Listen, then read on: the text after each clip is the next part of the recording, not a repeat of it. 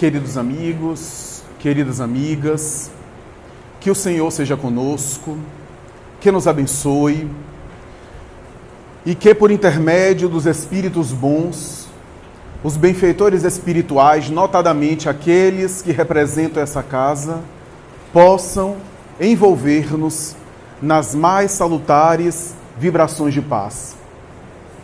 Somerset Maugham, o extraordinário escritor britânico, romancista e literato, notável pelos prêmios que recebeu ao longo da sua carreira extraordinária, tem um conto, dentre os vários contos que ele possui, que encanta e que emociona. Um deles se tornou emblemático pela beleza da poesia e, ao mesmo tempo, pela profundidade cultural, espiritual, pelos seus ensinamentos. Narra Somerset Maugham que vivia na cidade de Bagdá, na antiga cultura arábica, um senhor muito próspero, que tinha uma certa propriedade essa bastante avantajada, bastante alargada, que, graças à qual ele tinha que se valer de uma série de empregados, de funcionários, de serviçais, que remunerava bem, porque era um homem justo, honesto, dedicado a Alá e à tradição do Corão. Não obstante, também era amado, era querido, era admirado pelo seu devotamento, pelo seu carinho e pela forma de se posicionar e de se comportar para com aqueles, inclusive, que eram, na hierarquia, os seus subordinados. Esse homem, próspero, portanto, chefe de uma grande mansão, próspero proprietário de uma grande fazenda e também, portanto, dono de um grande império, de uma grande empresa, tinha um dos seus funcionários particulares que era uma espécie de braço direito, que o acompanhava, que o seguia e que fazia, inclusive, de confidente pessoal e, ao mesmo tempo, também o auxiliava nas questões mais particulares, nas necessidades mais comezinhas imediatas. Esse servo, que era um servo de confiança, que deu praticamente toda a vida ao trabalho com seu amo, com seu senhor, era não apenas um funcionário, mas era um amigo dileto. A verdade é que certo dia, narra o magistral escritor britânico, certo dia, ele foi, como era de praxe, semanalmente, ele foi para a feira que ficava no centro da cidade de Bagdá, para reunir algumas ervas que o senhor gostava, algumas frutas, algumas hortaliças, e oferecer, agradando ao seu senhor, logo pela manhã, no seu de jejum.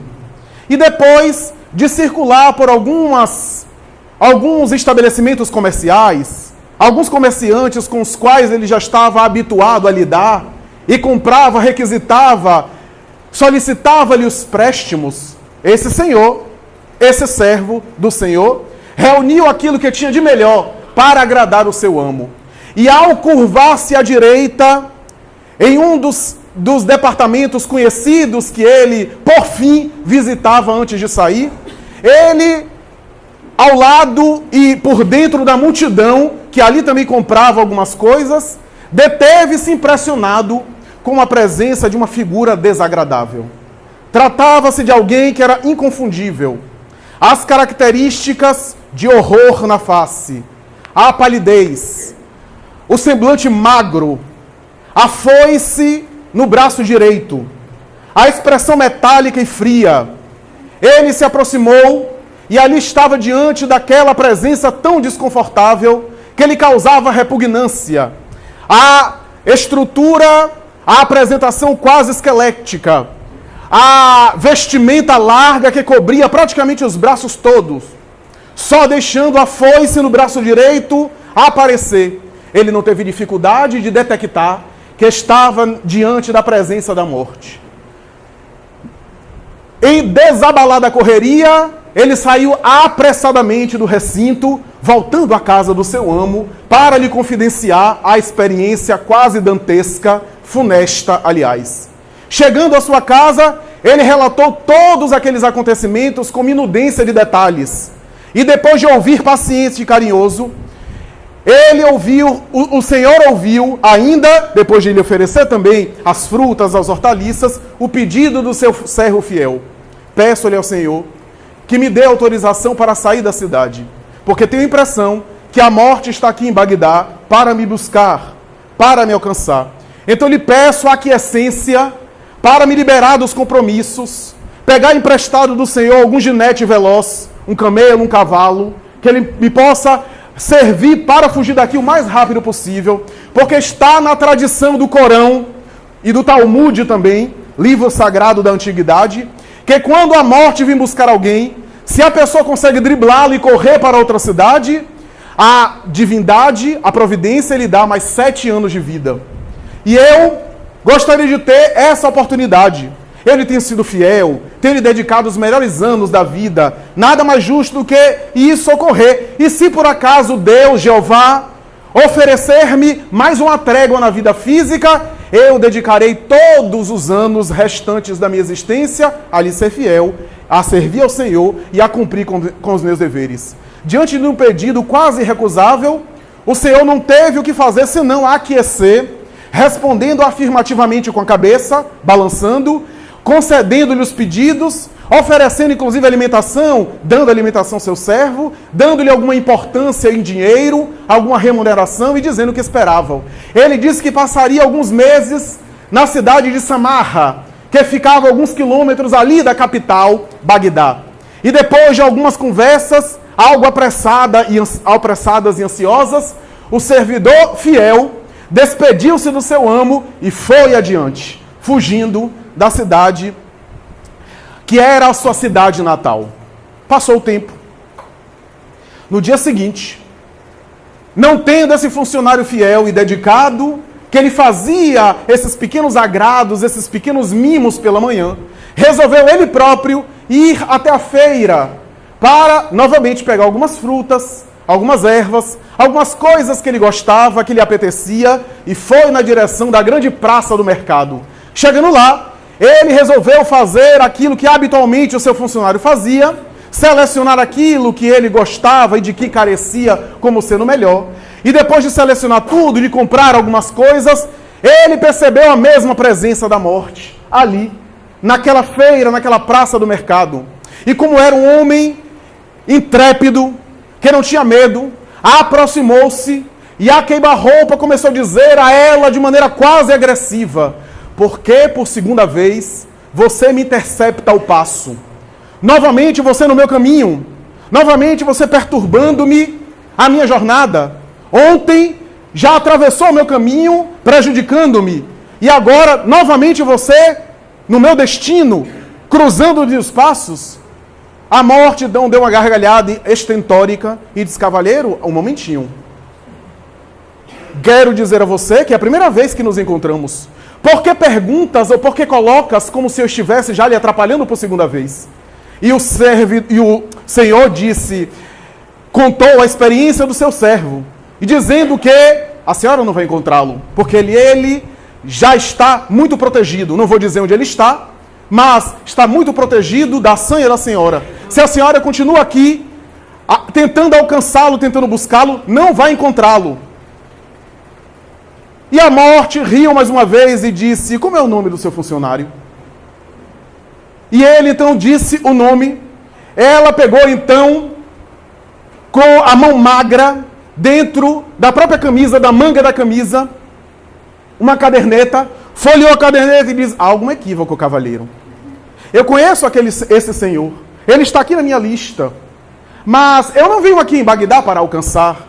Está aqui escrito que dentro de algumas semanas eu devo encontrá-lo na cidade de Samarra, para onde irei nos próximos dias, e devo ter um encontro com ele, mas não aqui. Há algum equívoco, há algum engano.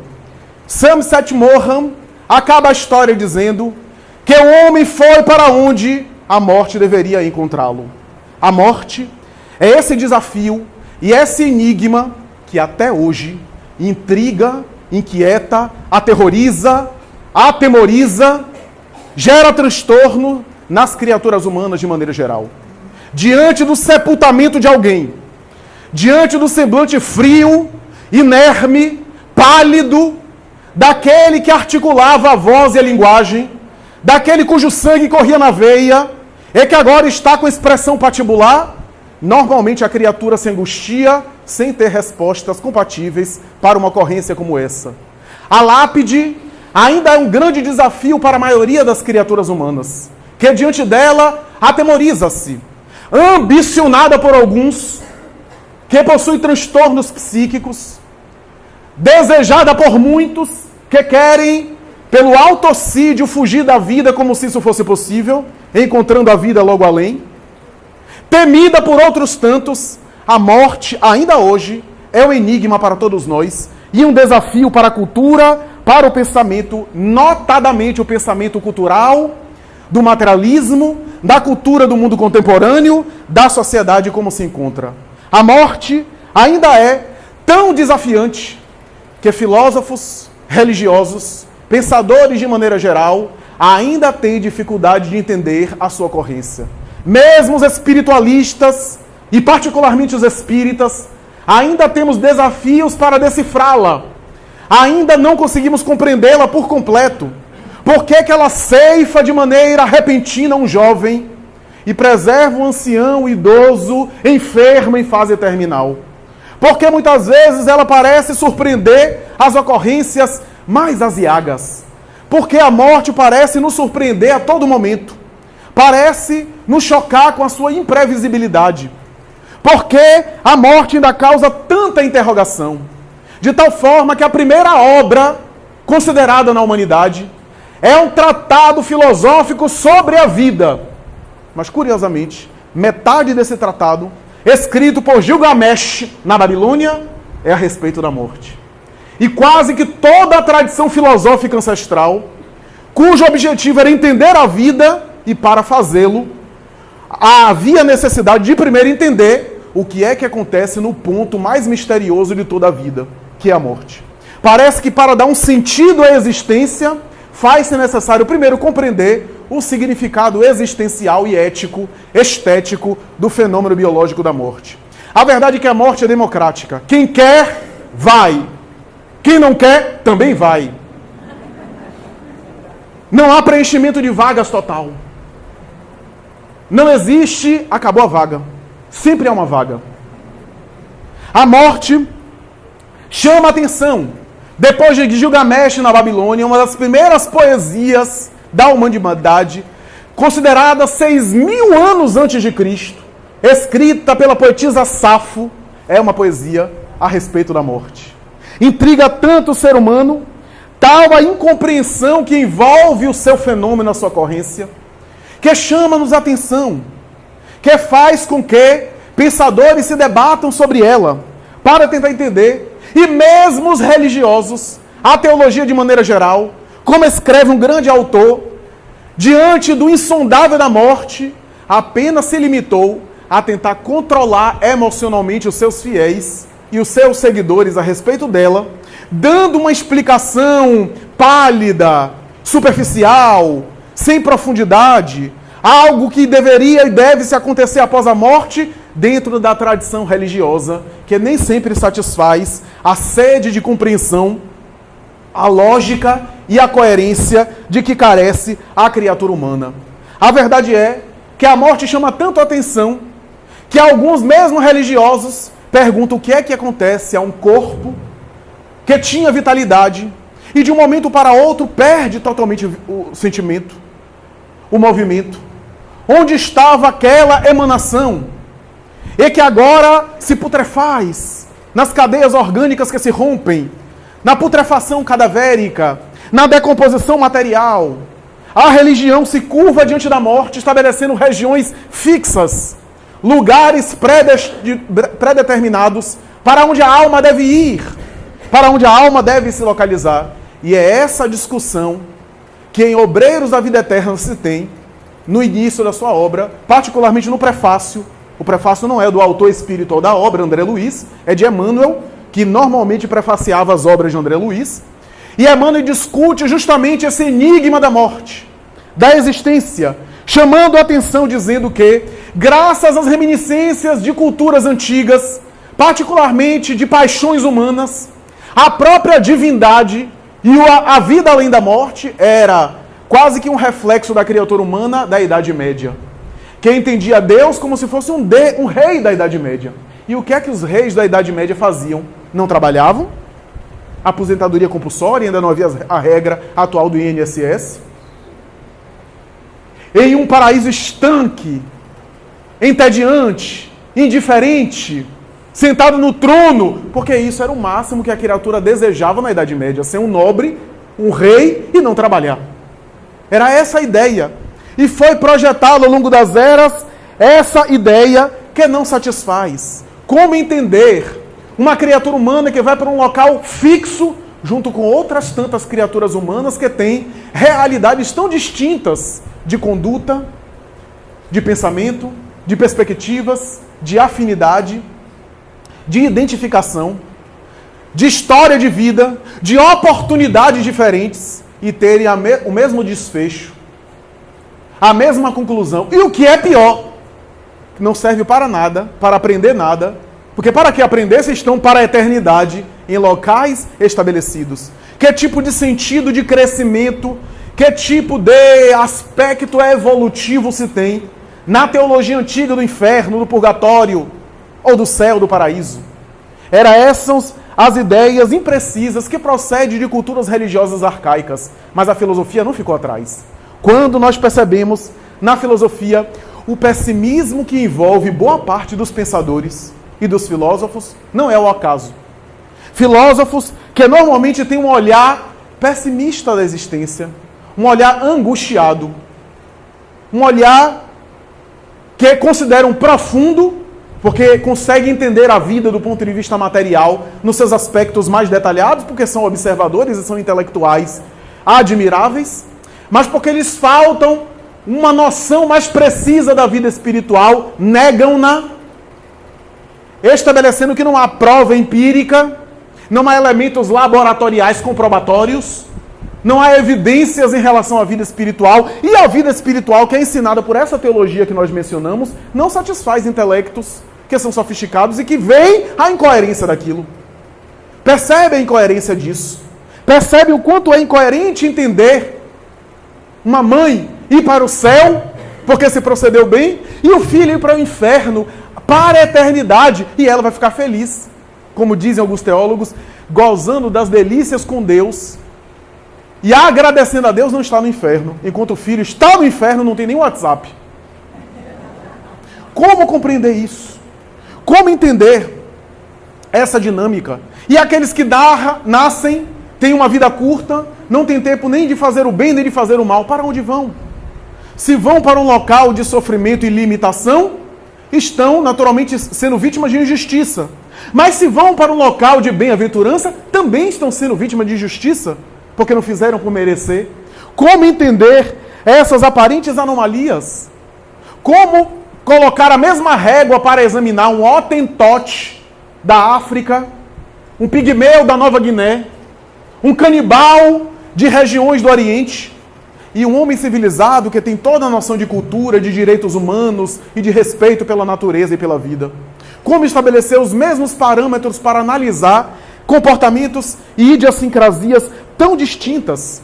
A verdade é que esses filósofos, de um Nietzsche a um Schopenhauer, de um Goethe, literato e filósofo alemão, a um Kierkegaard, de um Kafka no século XX, ao Sigmund Freud na psicanálise, ao perceber a realidade material dessa forma e negar a vida espiritual, concluíram de uma maneira lógica, aliás, que a vida não é tão agradável assim, que a vida é uma sucessão de perdas, de angústias.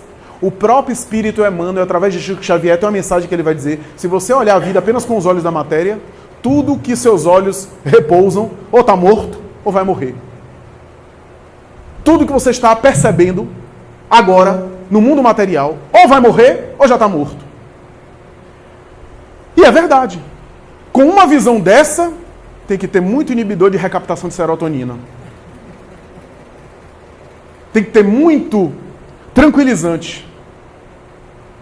E se não der conta, estabilizador do humor.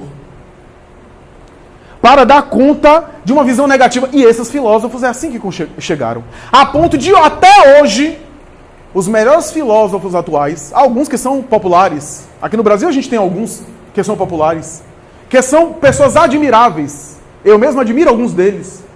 Porque são de uma cultura, de uma sensibilidade, de uma inteligência.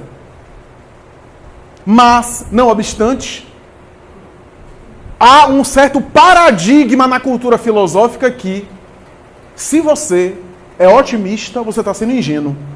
Ou você não está percebendo profundamente a realidade da vida. A própria academia empurra você para você negar a realidade espiritual e você olhar a vida com certo ar pessimista. Porque se você adotar uma visão espiritual, você romantiza a vida, você idealiza as coisas e você até é boicotado. Você perde oportunidades, você é rechaçado dentro do cenário acadêmico. Eu estou falando de maneira geral, é claro que há exceções ótimas, aliás, conquistas ótimas na ciência, mas via de regra é assim que você é tratado. Porque há um preconceito contra a ideia do espiritual e olham você como uma pessoa ignorante, que não sabe pensar ainda, que ainda não penetrou nas verdades. Então é essa a ideia que passa. Ser filósofo tem que ter uma visão triste, uma percepção triste da existência, porque a vida, na verdade, é um conjunto de sofrimentos. É uma realidade que vai se sucedendo e que, na verdade, só gera em você aflição. Essa é a ideia que perpassa. Na cultura religiosa, ao longo dos tempos, sempre, a ideia da vida após a morte foi imprecisa.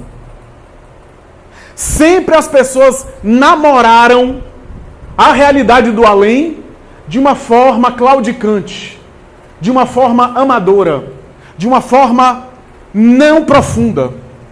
Mesmo com sábios e construtores de religião, Sócrates tinha uma percepção acentuada porque conversava com seu daimonion, ensinava aos seus, mas mesmo os discípulos mais diretos, como Aristóteles e Platão, não compreenderam totalmente o pensamento do mestre.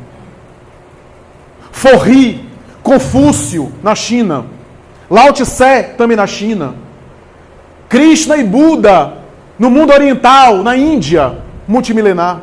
Os grandes iniciados no Egito. Os profetas de Israel.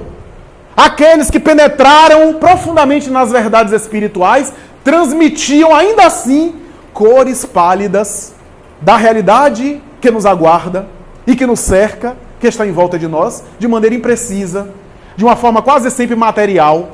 Como diz Allan Kardec em O Céu e o Inferno, à medida que o homem se torna menos material também é a sua compreensão da vida após a morte. Mas quanto mais ele é materializado, mais material é a sua realidade. É a realidade da vida espiritual. Daí a ideia que perpassa de que a vida futura é imprecisa.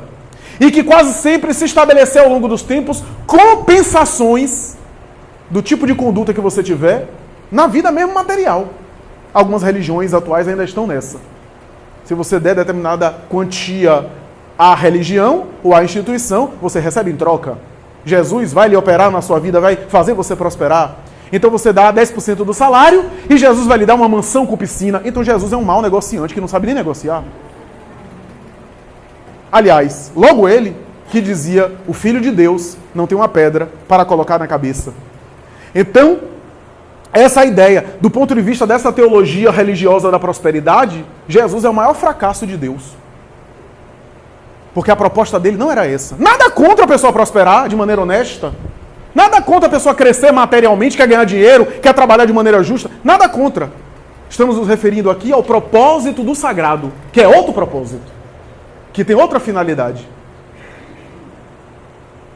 A verdade é que mesmo com Moisés, que estabeleceu a ideia das compensações no mundo espiritual, ainda assim Moisés estabelecia compensações mais na terra. Honrai pai e mãe para terdes longos dias de vida na terra. Viverás mais se obedecerdes a Yahvé. E assim por diante. Ou será morto de morte por Deus se for ímpio e infiel. Era essa a ideia. Porque a ideia da vida espiritual era imprecisa. Veio Jesus. Jesus estabelece compensações mais claras na vida espiritual, mas tinha que falar de maneira forte, metafórica, simbólica, para que as pessoas tivessem uma ideia do que é da vida, a vida na matéria sutil. Numa matéria que não é grosseira, portanto, uma vida mais intensa, porque é uma vida psíquica. Mas não podia falar mais. Não porque ele não tinha como falar, mas porque a humanidade do seu tempo não tinha como compreender. Ensinou muita coisa de maneira velada, de maneira simbólica, de maneira parabólica, deixando que os tempos e o amadurecimento da humanidade pudesse fazer aquilo que ele não podia fazer naquele momento. Veio a doutrina espírita 18 séculos depois. Não conheço, e por isso eu concordo e acredito que Allan Kardec tem razão quando diz que o Consolador que Jesus prometeu é a doutrina espírita, porque o Consolador deveria explicar, palavras de Jesus, João capítulo 14, versículos 15 em diante, explicar as suas palavras.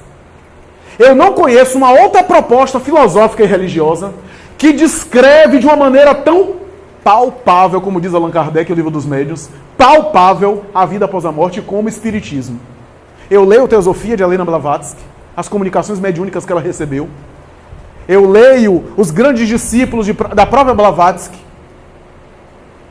como Annie Besant e outros. Eu leio o esoterismo, o holismo, as tradições hinduístas, e eu confesso, e estou aberto para tentar ainda conhecer e descobrir mais coisas, mas eu confesso que eu não encontro uma doutrina filosófico-religiosa que explica de maneira tão detalhada o que é que acontece após a morte. E o que é mais interessante, relatos esses que não são apenas hipóteses e especulações, mas são descritas pelos próprios habitantes do mundo espiritual. São os próprios espíritos que dizem como é que é. O que é sui generis e especial. E é isso que a obra de André Luiz, em particular, vai fazer. E a obra espírita de credibilidade respeitável vai fazer de maneira geral. Descrever a vida espiritual. O próprio Allan Kardec fez isso na codificação. É claro que Kardec não pôde desdobrar alguns aspectos e detalhes, porque ele estava estruturando a ciência dos elementos espirituais. Os elementos básicos da ciência do espírito. Essa é a base dos 5 livros kardecianos. O Livro dos Espíritos, a começar e a culminar em A Gênese, sem demérito para a Revista Espírita, para obras póstumas e para as outras obras kardecianas. Mas a codificação está ali condensado, tudo aquilo que ele trabalhou na Revista Espírita, de maneira repetitiva, e que ele colocou aquilo que ele achava de melhor no Pentateuco kardeciano, passando inclusive pela avaliação, pela aferição e pela autorização do mundo espiritual, porque os espíritos corrigiam os seus textos. No mundo espiritual, e Kardec já fala isso, tudo é mais intenso. Tudo é mais vívido. Tudo é mais pulsante. Para cima ou para baixo. Porque o corpo, diz Allan Kardec, ipsi literis, e agora eu estou falando ipsi verbis, oblitera o espírito. Limita as faculdades do ser espiritual. O corpo tolda o ser espiritual. Bloqueia parte das capacidades do espírito que somos. O corpo nos vela, nos esconde e nos protege também. Nos esconde porque alguém chega aqui e olha para mim e nem sempre pode me detectar. Saber em que nível eu estou. Em que realidade eu me encontro. Eu posso chegar aqui muito bem arrumadinho, perfumadinho, bonitinho, e por dentro ser outra coisa. E o contrário pode acontecer. André Luiz narra um caso desse que eu já contei várias vezes. De uma cena familiar do livro Libertação, que a dona do lar era uma verdadeira Gisele Bündchen. Cavaleiro, se segure na cadeira. Pense numa mulher. Pense numa mulher. E quando André Luiz viu essa senhora saindo do corpo por emancipação da alma, os espíritos saíram correndo com medo.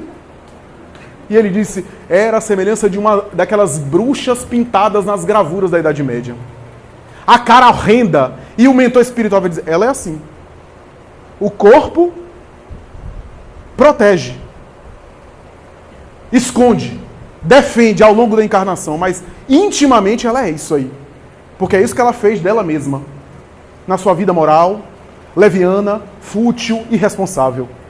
É isso que ela é. E aí se refere a Oscar Wilde, no livro O Retrato de Dorian Gray, quando fala daquele caso fantástico do personagem que fez um pacto com o diabo, simbolicamente, onde o retrato é quem ficava envelhecendo, se deformando, e ele não, ele continuava jovem com a mesma idade. Olha que maravilha. E o instrutor disse assim, Oscar Wilde, psiquicamente, captou as realidades do perispírito. Porque o perispírito vai sendo moldado com a realidade moral que a criatura alimenta. E essa é a realidade dele. Essa é a verdade. E ainda disse uma coisa que até me consolou. Diz André, tem muita gente no corpo físico que é feia, mas por dentro é belíssima. E quanta gente que é bela e que são verdadeiras feras monstruosas. E o próprio André Luiz mais tarde vai dizer, encontrei muita gente bonita no corpo físico que fora do corpo eram verdadeiras bestas. E o contrário também acontece. Então, botemos as nossas barbas de molho, porque a escova progressiva no além é de outra natureza. A verdade é que no mundo espiritual tudo é mais intenso. O corpo vela parte da irradiação que nós somos, graças a Deus. Já pensou eu aqui, todo mundo me identificando como é que eu tô? Graças a Deus que ninguém sabe. Passa despercebido. A gente não pode detectar. Eu não estou falando de lembrança de vidas passadas, isso é o de menos. Já falei isso em uma palestra recente. Lembrança de vidas passadas é claro, é lógico para aquele que já leu alguma coisa de espiritismo. Se eu estou aqui com minha querida Cláudia e a gente se lembra de uma vida passada onde um fez mal ao outro, talvez a gente não estaria aqui tão à vontade. Isso é lógico, mas eu estou falando de algo mais profundo. Eu estou falando daquilo que eu irradio. Já pensou quanto bullying ia acontecer no mundo? Olha para ali a luz do outro, como é que está. Olha para ali quanta treva o outro está carregando. Então a gente não sabe a altura, a altivez espiritual ou as sombras que cada um carrega. Nós não sabemos. Isso é muito bom para que a pessoa tenha liberdade de agir e de construir. Ou de aprender com os equívocos e crescer. Porque o corpo vela.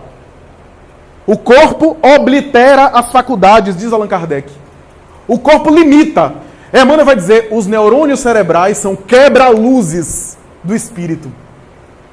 Ou seja, toda, para que a gente tenha a oportunidade de fazer um caminho, refazer. Já pensou, eu fui uma personalidade, tô aqui claro que não estou especulando, não fui nada disso, mas imagina que eu fui uma personalidade tão importante. Aí eu volto e me lembro dessa pessoa, e fico fixo nessa encarnação onde eu fui um nobre, uma pessoa. E se eu conservo esse orgulho, eu vou ficar sempre preso na família real, na linhagem que eu tinha. Isso vai dificultar o meu processo de crescimento atual, porque eu vou ficar preso a uma experiência. Então, o corpo nos ajuda a reconstruir, a refazer. O que significa dizer que até que ponto nós sabemos quem nós somos. Da mesma forma que quando nós olhamos Jesus, já falei isso aqui num grupo de estudo recentemente, normalmente a gente olha Jesus e pensa, poxa, é o Messias, é o grande homem que iluminou a humanidade, profeta de Israel. Isso é parte. Jesus é muito mais do que isso. Porque o profeta de Nazaré era apenas a personagem que ele habitou durante o corpo. Mas ele é muito maior do que aquilo.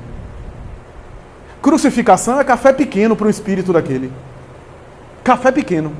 Porque Giordano Bruno, Joana d'Arc e outros mártires padeceram a mesma coisa cantando. E aqui para nós, esses que eu citei estão muito longe do Cristo. Estão muito distantes. Crucificação era coisa boba para um espírito como aquele. Se você acha que Jesus é o profeta barbudo, que nasceu em Belém de Judá, filho de uma família nazarena, você está vendo Jesus muito pequeno. Como diz Haroldo Dutra Dias, se ele é o embaixador e o construtor do planeta e ele é o espírito puro, se é espírito puro, como diz Allan Kardec, ele evoluiu em todas as frentes, intelectual e moral. O que significa dizer que Albert Einstein aprende teoria de física e matemática concepcionista com Jesus. Jesus dá aula para ele. Que Lavoisier recebe um coaching de química com Jesus. Porque ele domina tudo. Mas, se eu estou falando isso de Jesus, eu fico me perguntando, quem somos nós? Quais são as faculdades e as deficiências que a gente não consegue detectar? O Espiritismo vem rasgar o paradigma religioso do céu, do inferno, do purgatório, de um local para onde a gente se vai, de uma situação mágica, material, de um transporte miraculoso para um inferno ou para o céu, mas vem dizer que a realidade que a gente encontra no mundo espiritual é apenas consequência da realidade que a gente carrega. Aquilo que a gente carrega no mundo íntimo, a gente defronta no mundo espiritual. Que o nosso mundo interior, nos aspectos que predominam em nós, é aquilo que vai ser projetado exteriormente aonde a gente estiver no mundo material. Que há um magnetismo que nos puxa, nos arrasta, aqui mesmo no mundo material. Já notou? As afinidades que você tem, ou a falta de afinidade que você tem com umas e com outras pessoas, que sem saber você está sempre se aproximando de algumas e se afastando de outras, por uma afinidade psíquica, por elementos de magnetismo, por temperamento e características que faz você se aproximar de umas e não de outras. Agora imagine sem o corpo físico, sem a matéria. Isso é muito mais acentuado. Isso é muito mais acentuado. Você é arrastado automaticamente aonde está a sua mente. O reino dos céus está dentro de vós, disse Jesus. Chico dizia de maneira emblemática, a morte é uma mudança de morada sem mudança de pessoa. A pessoa vai como é, só muda de casa, de um mundo de vibrações diferentes, mas vai tal qual é. Então, se eu falei no começo da palestra que o corpo nos vela, a desencarnação nos desvela. Tira o véu. E nós olhamos a nossa própria consciência, o nosso mundo interior, como um espelho. Mas não é para assustar, não. Tudo que vai acontecer no mundo espiritual é consequência do estado íntimo que a gente está alimentando e cultivando agora. É uma consequência. Eu vou olhar para a realidade ao exterior, como o André Luiz narra nas suas obras. A realidade exterior das colônias, das regiões do mundo espiritual, é o reflexo daquilo que os espíritos acalentam e do nível de consciência, com as deficiências e os problemas, e com as virtudes e conquistas. Então, não é para assustar, muito pelo contrário. É para dizer que o mundo espiritual que a gente vai ver é uma projeção do seu estado íntimo, do seu mundo interior. E isso, do ponto de vista energético, vibratório e também moral. Me lembro de um caso muito conhecido que já contamos aqui, de Ivone Pereira, que ela narra Recordações da Mediunidade, de um caso emblemático, o caso de Pedrinho, algumas pessoas devem lembrar. Ivone Pereira esteve numa casa bem antiga, que pertenceu a outros moradores, né?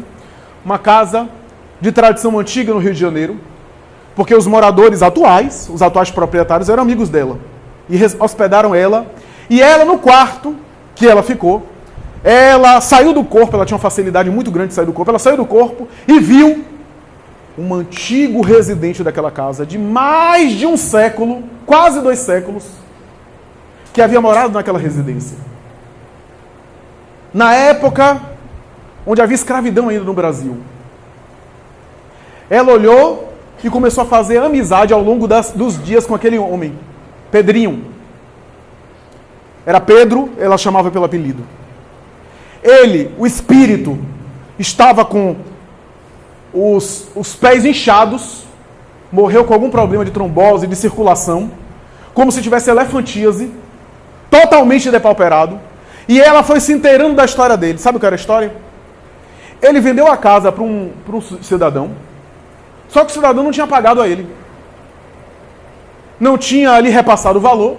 Ele, ingenuamente, inocentemente, já tinha dado a escritura para o sujeito.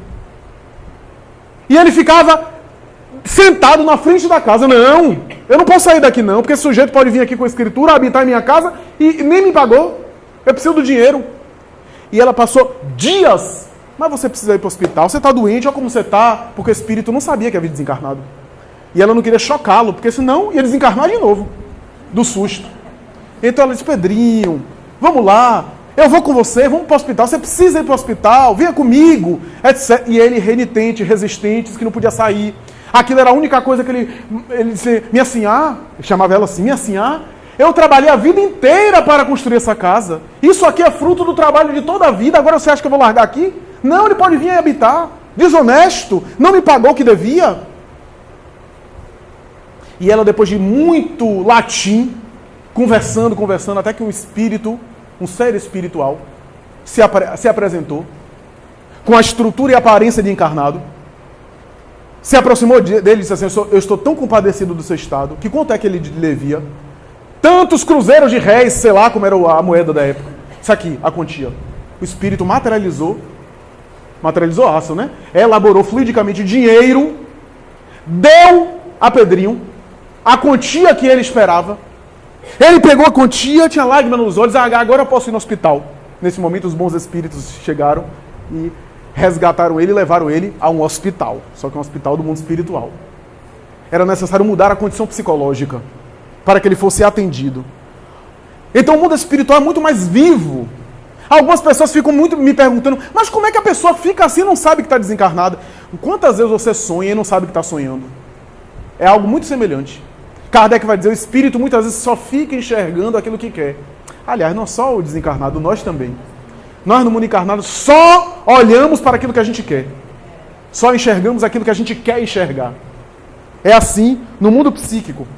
Então o que eu quero dizer com tudo isso, meus amigos, é que quando nós olhamos a descrição de André Luiz em Obreiros da Vida Eterna, em toda a obra de André Luiz, alguns criticam dizendo que eles se afastam da tese kardeciana, com todo o respeito que me merecem. Parece um exagero e talvez um apego ao texto literal.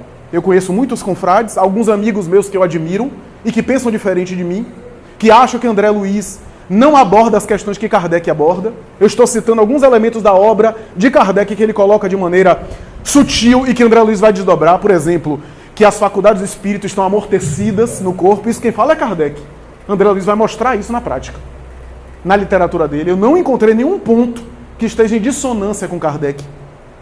Muito pelo contrário. Mas não apenas André Luiz, Filomeno de Miranda e tantos outros que narram essas descrições do além-túmulo, que narram de maneira tão palpitante. Algumas pessoas me perguntam: mas se a realidade do mundo espiritual será aquilo que a gente cultiva no meu mundo íntimo, aquilo que eu acalentei no mundo íntimo, por que tantos espíritos narram a surpresa ao chegarem no além? Boa pergunta. Porque os espíritos, alguns inclusive que foram religiosos espíritas, ficam surpresos ao não encontrarem aquilo que esperavam no além-túmulo. Quem leu o livro Voltei, de Irmão Jacó, que é um pseudônimo, vai ver isso. Espírita, responsável pela gráfica da Federação Espírita Brasileira, intelectual, amigo pessoal de Thomas Edison, foi um dos responsáveis por trazer o disco de vinil para aqui para o Brasil. Os mais jovens, depois busquem no Google o que é vinil, né? Porque o tio está falando aqui, mas não sei se todo mundo vai lembrar disso. Trouxe o vinil e o gramofone para aqui, para o Brasil. Era intelectual, construiu casas notáveis aqui, fundou centros espíritas, orador exímio da palavra, e desencarnou e teve dificuldade. Quem leu a obra sabe, Frederico Figner, o nome dele. Ficou preso ao cadáver, sentindo dificuldade de sair do cadáver. É claro que ele tinha méritos, porque ele fez muito bem. Então Bezerra de Menezes auxiliou ele, a própria filha dele, uma filha que ele perdeu muito cedo, veio recebê-lo, né? Bittencourt Sampaio, os vultos do movimento espírita dedicados à Federação Espírita Brasileira foram, mas ainda assim, eles ajudaram, mas o próprio irmão Jacó, o pseudônimo, tinha dificuldade de sair do cadáver. E em alguns momentos, quando participou do enterro, teve crises. As crises que ele tem, parece crise de pânico. Que ele tinha na sepultura, vendo o próprio corpo. Olha só que coisa. Como uma surpresa dessa, de um indivíduo desse. Otília Gonçalves, aqui em Salvador, fundadora da Mansão do Caminho, junto com o Divaldo Franco. A primeira presidente da Mansão do Caminho. Renunciou a boa parte da sua vida material, e ela tinha condição financeira, era de uma família com condição material, com condição financeira, para se internar na Mansão do Caminho e cuidar de crianças. E narra que ficou presa ao cadáver. Que em algum momento teve até asfixia quando o caixão fechava e ela não conseguia sair. Ela explica na obra, eu não vou dar spoiler, não sou Silvio Santos para contar o final. Ela explica na obra o porquê disso. O temperamento, o mundo interior que ela não trabalhou. Ela fez muito bem, tinha mérito, tanto é que a própria Sheila é que vai resgatá-la. Mas que ela teve algumas dificuldades por questões internas não trabalhadas. Então, por que essas surpresas? Se a minha realidade interior é a que eu vou encontrar no mundo espiritual, por que tanto choque, tanta surpresa? Justamente porque nós não conhecemos a nossa realidade interior. Porque quase sempre a gente conhece de maneira parcial, ignora ou desconhece. A gente acha que sabe, pensa que sabe, ou sabe muito pouco. E aí, nesse sentido, eu não posso desconsiderar as teses da psicanálise, mesmo materialista. Freud tinha razão quando falava da predominância do mundo inconsciente sobre nós. Que o inconsciente predomina sobre nós. Que a gente porque aquilo que você pensa na consciência é apenas parte, fragmento de tudo aquilo que acontece. Muitas vezes você pensa coisas que você não controla. Por que você pensa uma série de coisas que você não controla? É claro que você tem que se trabalhar os hábitos mentais. Mas por que vem pensamentos que você não controla? Porque há realidades mais arraigadas e profundas, como se fosse um chip, como se fosse um aplicativo de celular programado, que funciona daquela forma. E esse funcionamento tem a ver com a sua história espiritual, com as suas bagagens acumuladas, com o modo seu de funcionar ao longo de anos, de milênios, e que repete-se, e que interfere no mundo consciente. E essas interferências são pistas para dizer a você que você precisa se conhecer mais. Que você conhece só parte, aqueles pensamentos que chegam à consciência. Que é necessário fazer silêncio interior. É necessário saber quais são os elementos que predominam no meu mundo interior. Sabe por quê? Você deve conhecer, e eu conheço vários casos, daquela criatura familiar, daquele ser da nossa família, que passa a vida inteira de tal forma... Aí quando tem um Alzheimer, na idade avançada, xinga todo mundo, larga o palavrão para Deus sabe lá quem, fica sexualmente desinibido, quer dar em cima em todo mundo, assediar todo mundo que chega, gera constrangimento em quem passa, e a gente, meu Deus, vovô não era assim, vovó não era assim, era uma pessoa tão comportada. Será? Você estava no mundo dela? No mundo dele? Porque às vezes a pessoa é contida. A pessoa só se controla, mas vai ver como é que é o mundo dela, um caldeirão. Alimenta algumas coisas que ninguém sabe. Aí no momento de uma doença dessa, a censura fica mais frouxa. E a pessoa joga para fora a sua realidade. O que já é parte do processo de purificação. Porque está liberando numa espécie de catarse na expiação de uma demência. Em um processo de demenciação. Porque a gente não está no mundo interior de cada um. Então a gente não sabe como o que é que se passa no mundo interno das criaturas. Por isso, meus amigos, é necessário esse autoconhecimento em profundidade. Entender o que é que se repete. O que é que se repete no nosso mundo íntimo? A psicanálise de Freud costuma dizer que o que mais interessa à psicanálise são as repetições. Os sonhos que se repetem, os atos falhos, né? Os comportamentos, as posturas que se repetem, que se reproduzem. Agora pega esse conceito de Freud e traga para o espiritismo, porque ele tem razão. Mas agora, numa perspectiva espiritual, tem mais razão ainda, que é mais profundo ainda. O que é que se repete no seu mundo interior? Ah, eu tive 4 relacionamentos. As 4 pessoas agiram da mesma forma comigo. E você é a única pessoa que é o elemento em comum dos 4, né? Alguma coisa internamente não vai bem, que faz você repetir esse tipo de experiência. Ou se aproximar e se vincular a pessoas com esse padrão de comportamento. Por que será? Por que será você inconscientemente, magneticamente busca determinadas experiências que... Porque as nossas imperfeições acabam nos atraindo para os locais onde essas imperfeições são trabalhadas. Se você é muito orgulhoso, meu Deus, vai ser cada experiência que você vai ser arrastado para viver, que o seu orgulho vai ficar ferido toda hora. Toda hora vão ferir no seu orgulho. Não é Deus que está colocando, são as suas próprias imperfeições que impulsionam. Você é muito impaciente, toda hora você vai perder a paciência. E assim por diante. Porque são nessas experiências que nós trabalhamos.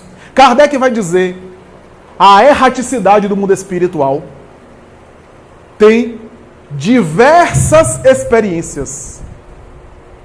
Porque quando Jesus falou, isso quem diz é Kardec, quando Jesus falou que a casa do Pai tem muitas moradas, ele não se referia apenas aos planetas, mas aos diferentes graus na erraticidade. Trocando em miúdos, as experiências infinitas no mundo espiritual, porque infinitas são as criaturas. O que não deveria tanto nos surpreender, portanto, na narrativa de André Luiz. Obreiros da Vida Eterna narra 5 casos, especialmente de desencarnação, de pessoas, inclusive, que se conduziram bem no mundo físico e mereceram amparo, e narra como é esse processo. Da coleção de André Luiz é uma das obras que eu mais gosto. Porque narra esse processo do que acontece no fenômeno biológico da morte, do ponto de vista espiritual. Não é daqui para lá, é de lá para cá. A narrativa de André Luiz vai examinar em profundidade o que acontece com o ser naquele momento. Da agonia que antecede a morte e depois da falência dos órgãos e o que é que acontece ao espírito.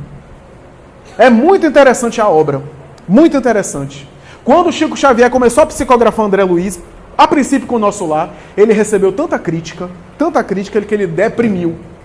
Ele narrou isso a Marlene Nobre. Ele ficou de cama, deprimido. Porque o movimento espírita de alguns intelectuais acharam que a obra era fantasia, que Kardec não falava nada daquilo. Porque o povo é engraçado. Às vezes eu penso que as pessoas querem que o mundo espiritual seja um mundo assim de nuvem, de algodão, onde as pessoas ficam em cima de nuvem, indiferentes, como se fossem assim Gasparzinhos, fantasmas. Não! Kardec diz o mundo material é uma cópia imperfeita do mundo espiritual. Tudo aquilo que existe no mundo material existe no mundo espiritual, e no mundo espiritual existe mais, que não existe ainda aqui, porque o mundo espiritual é o mundo das causas. O mundo material é o mundo dos efeitos. Isso é importante salientar. Tem crime organizado aqui, você não sabe o que é crime organizado no além. Você não sabe. Ah, mas eu tenho dificuldade de entender as regiões desorganizadas, o umbral que André Luiz descreve no além. Ah, é? Então visite uma Cracolândia em São Paulo, que você vai ter uma ideia. Se existem aqui locais desarmonizados, lá, só que aqui no mundo material, numa Cracolândia pode estar ali habitando uma pessoa do bem. E no mundo espiritual, esses locais desorganizados obedecem ao padrão moral de cada um. Como os locais harmonizados, belos, e assim por diante. É isso que André Luiz vai narrar. Então se fala que a obra é uma obra, e Chico vai dizer que quando ficou deprimido, falou a Emmanuel. Diz Emmanuel, eu acho que eles têm razão. Porque, veja só, em Nosso Lar, André Luiz fala que alguns espíritos apegados a muitas sensações materiais chegam no além, são levados a um local, e como eles estão ainda muito apegados a alguns impulsos, inclusive do estômago, dão-lhes sopas para ele se alimentar. Uma sopa fluídica, um sucedâneo, um substituto psicológico, uma espécie de efeito placebo para a pessoa ir se adaptando, né? Porque tudo é adaptação, tudo é espírito de sequência. Se você, quando reencarna, você demora não sei quanto tempo para engatinhar, para andar, para falar, para aprender as coisas, no mundo espiritual há um período de engatinhar também, de adaptação, que obedece ao padrão moral de cada um, mais rápido ou mais lento. E Chico vai dizer mais ou menos assim, eu acho que eles têm razão, deve ser coisa da minha cabeça, porque eu adoro sopa, então eu devo ter psicografado por causa disso. E Emmanuel disse assim, hoje relaxa que eu vou tirar você do corpo e você vai para o Nosso Lar.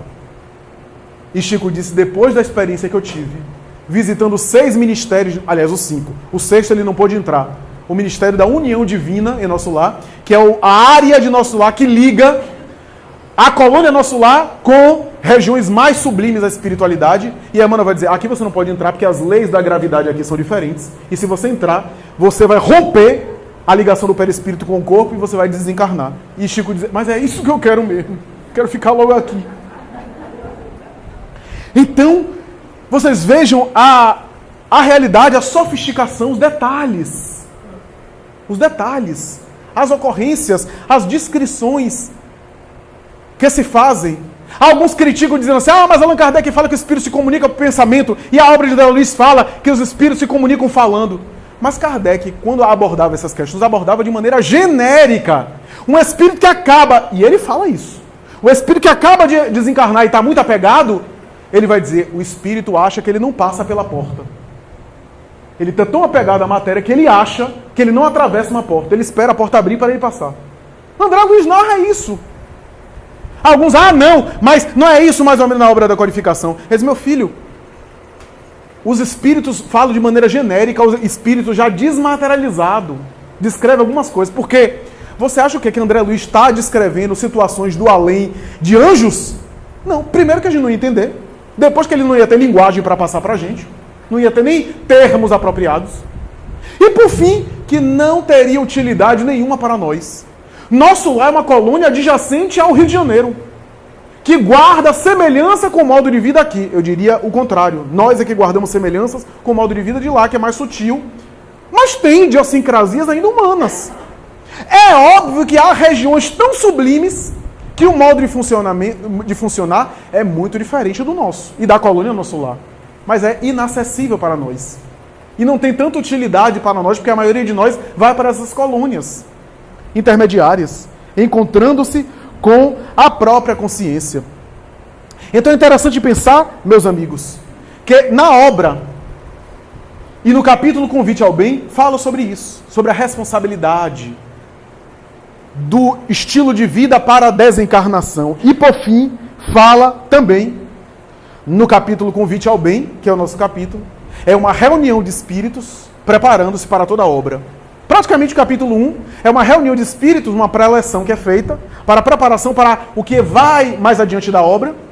A princípio os espíritos se reúnem, houve uma palestra, para preparar aquele grupo de André Luiz, que vai ter uma enfermeira, um ex-padre católico que esteve no mundo material como padre e agora está ali, André Luiz e o instrutor, que se reúnem para uma expedição às zonas muito densas inferiores do além. E aí explica, todo o capítulo é explicar por que essa necessidade. Se eles não estão ali se purificando, se essas regiões de sofrimento não são espécies de purgatório, estão purgando. E o Espírito diz assim, mas qual o sentido nosso de crescer sem ajudar aqueles que estão atrás? Da mesma forma que um dia todos nós fomos ajudados. Um dia alguém estendeu a mão para nós. Não faz sentido. Por isso a mim me estranha muito alguns médios que me dizem assim, eu sou o médium principal da reunião, eu só recebo o guia espiritual. Não me parece adequado, de acordo com a doutrina espírita. Chico Xavier, quando completou 70 anos de mediunidade, de cadeira de rodas, ele foi para o grupo espírita da prece para receber espírito obsessor. As entidades mais agressivas vieram por intermédio dele, porque ele era o médium mais capaz. E depois, aí sim, Emmanuel se comunicava e dava uma mensagem de conforto. O médium que só está recebendo, só está confabulando com os guias espirituais, como se os guias espirituais fossem empregados dele, que estão o tempo todo servindo a ele, há alguma coisa que não está bem. Então, a obra de André Luiz fala isso, que os guias espirituais não são babás nossas. Até porque eles podem nos assessorar à distância. Meu Deus, meu filho está em casa, eu tenho uma babá eletrônica, eu abro no aplicativo do celular e vejo ele à distância. Porque o guia espiritual não pode ter esse monitoramento, ele tem que ficar do lado, senão a gente se sente inseguro, como se fossem crianças. Se você conversa FaceTime, Skype, conferência de vídeo e consegue conversar com um parente, monitorar no localizador.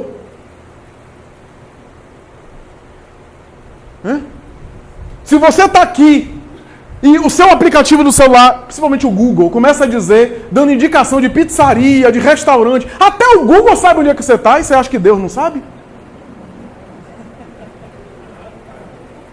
Que o guia espiritual não irradia a distância e se faz presente quando se faz necessário, é claro.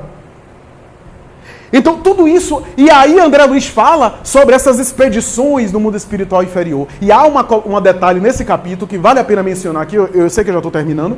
Há um detalhe muito interessante nesse capítulo, onde o mentor espiritual vai dizer, você sabe, André, vou lhe contar uma coisa.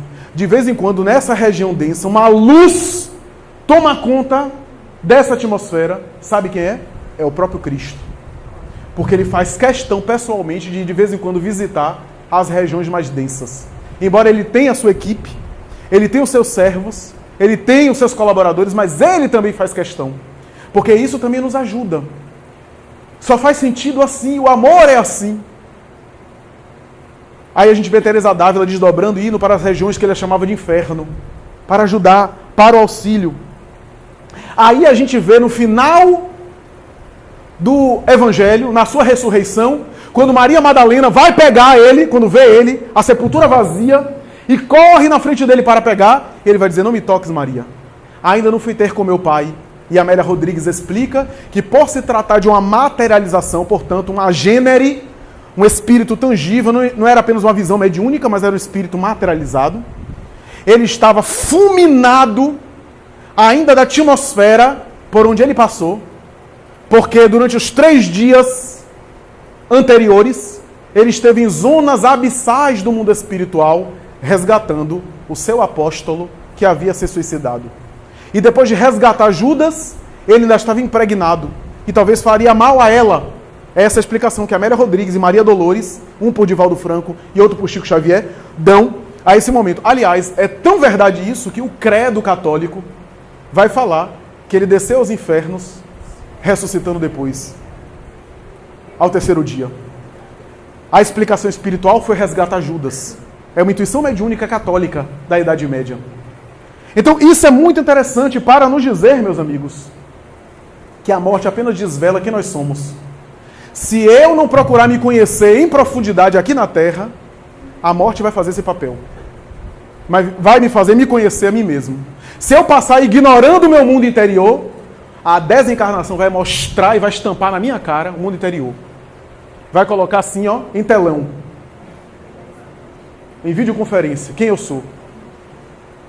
Essa é a realidade da desencarnação. E é isso que é explicado na obra de André Luiz. Sem terrorismo, sem visão apocalíptica, sem culpa, sem tormento. Não apenas dando responsabilidade para nós, mas dando um consolo, um conforto. Enquanto estamos no corpo, podemos mudar o direcionamento da nossa vida e construir algo positivo. Você errou, não tem problema. Você se equivocou, todos nós nos equivocamos. Sem exceção, a única exceção foi Jesus. Outros se equivocaram, mesmo santos. O importante não é você cair. O importante é você estar andando, ainda que caia durante a jornada. Agora, cair sem andar, ficando parado, aí você está mal. Servir e estiver errando, está indo bem. Agora, errar sem servir é uma coisa muito grave. Por isso, para concluir, peço licença para concluir o meu discurso com uma verdadeira obra de arte psicografada por Chico Xavier, no seu primeiro livro, Parnaso de Além Túmulo. Uma poesia de Castro Alves, com o mesmo estilo, eloquente, onde ele diz assim: no extremo polo da vida, diz a morte, humanidade, sou a espada da verdade e a temes do mundo sou. Sou balança do destino, o fiel desconhecido, lanço cômodo no ouvido e auréolo à fronte de Hugo. O cronômetro dos séculos não me torna envelhecida, sou morte, origem da vida, prêmio ou Gláudio vingador. Sou anjo dos desgraçados, que segue na terra errantes, desnorteados viajantes, dos Niágaras da dor.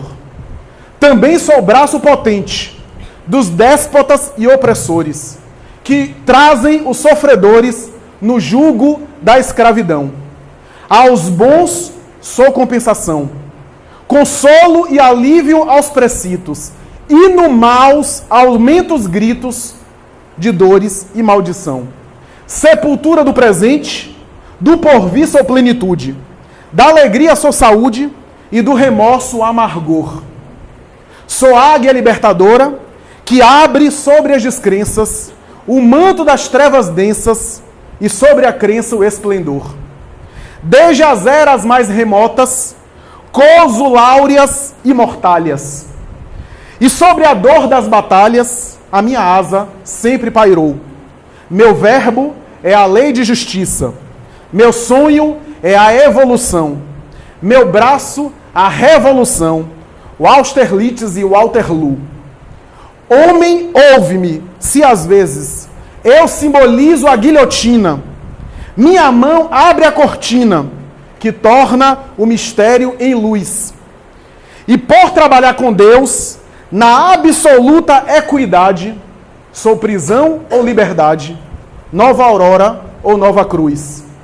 Se o cristal que imita o céu, da consciência tranquila, é o luzeiro que cintila na noite do teu viver, oásis, eu dou-te o repouso, estrela, estendo-te o lume, flor, oferto-te o perfume, e luz da vida, dou-te o ser. Mas também se a tirania arvora sem lei da terra, eu mando a noite da guerra fazer o sol do porvir. Arremesso a minha espada, ateio fogo aos canhões, faço cair as nações, como eu fiz Roma cair. E foi assim que fiz um dia, ao ver o trono imperfeito, estrangulando o direito, busquei Danton e Mirabeau. E junto ao vulto de Temis, tomei o carro de Jove e fiz 89, quando a França me ajudou. Então, implacavelmente, eu fiz a Europa ensanguentada ajoelhar-se humilhada diante de tanto horror. Das cidades fiz ossuários, dos campos saaras ardentes, trucidei réus inocentes, apaguei a luz do amor. Até que um dia, o Criador, sempre amoroso e clemente, que jamais teve presente, nem passado, nem porvir, bradou do cume dos céus, num grito piedoso e forte: não prossigas, basta a morte, agora é reconstruir.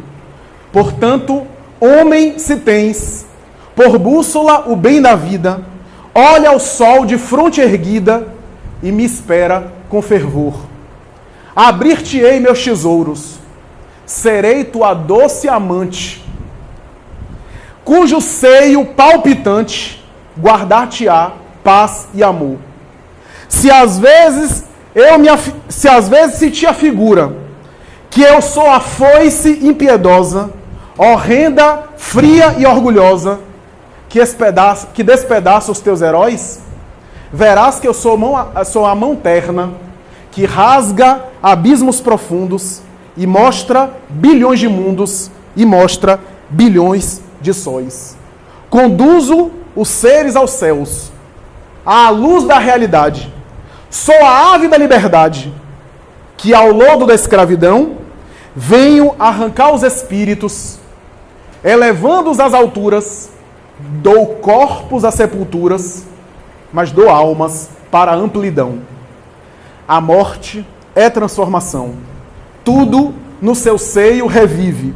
Esparta, Tebas, Ninive, em queda descomunal. Revivem na velha Europa e, como faz nas cidades, remodela as humanidades em um progresso universal. Muito obrigado, muita paz.